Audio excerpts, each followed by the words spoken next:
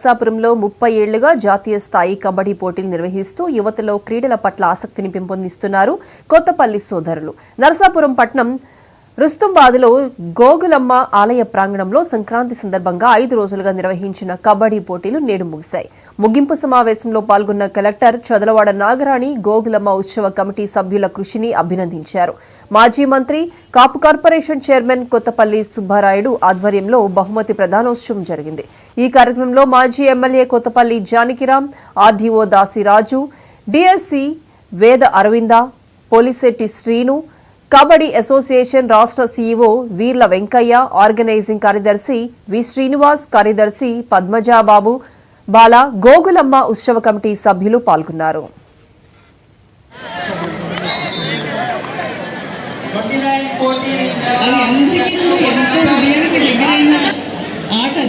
మేము కూడా చిన్నప్పుడు కబడ్డీ ఎంతో ఇష్టంగా ఆడేవాళ్ళం.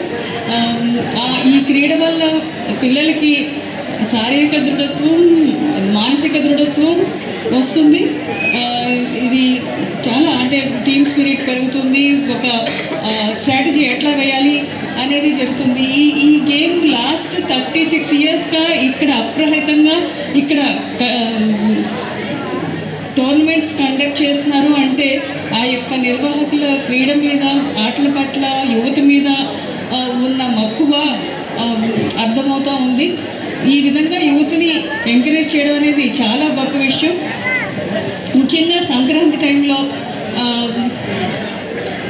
చాలా అంటే ఏదైతే యాక్సెప్టబుల్ కాదో ఇట్లాంటి బెట్టింగ్స్ కానీ ఇలాంటివన్నీ కూడా ఎక్కువగా జరిగే టైంలో దేశవ్యాప్తంగా ఉన్న క్రీడాకారులను అందరినీ కూడా ఎంకరేజ్ చేసి తీసుకొచ్చి ఇక్కడ పెట్టి ఈ ఆర్గనైజ్ చేయడం, తర్వాత ఈ కబడ్డీ కోసం ప్రత్యేకంగా ఇక్కడ స్టేడియం ఉండడం, ఇది ఇక్కడ చాలా గొప్పగా అనిపించింది.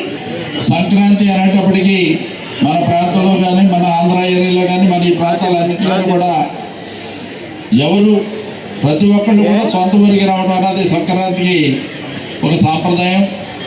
ఆ విధంగా పక్క జిల్లాల్లో వ్యాపారాలు చేస్తున్నా, ఉద్యోగాలు చేస్తున్నా, లేకపోతే ఇతర రాష్ట్రాల్లో చేస్తున్నా, లేకపోతే ఇతర దేశాల్లో చేస్తున్నా, ఎట్టి పరిస్థితుల్లో కూడా సంక్రాంతి అనేటప్పటికీ సొంత ఊరు ప్రతి ఒక్కళ్ళు కూడా కుటుంబాల సమేతంగా ఎన్ని వందల కిలోమీటర్ల దూరంలో, ఎన్ని వేల కిలోమీటర్ల దూరంలో ఉన్నా సంక్రాంతికి సొంత ఊరు రావడం అనేది ప్రతి ఒక్కరి యొక్క ఆనవాయితీ.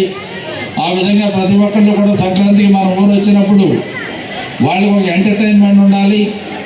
వాళ్ళకి ఒక పైసా కూడా ఖర్చు కాకుండా కుటుంబంతో సహా, భార్య పిల్లలు అందరితో సహా కలిసి చక్కగా వచ్చి ఉదయం నుంచి సాయంత్రం వరకు కూడా ఒక ఎంటర్టైన్మెంట్, ఒక క్రీడ ఉంటే బాగుంటుందనే ఉద్దేశంతో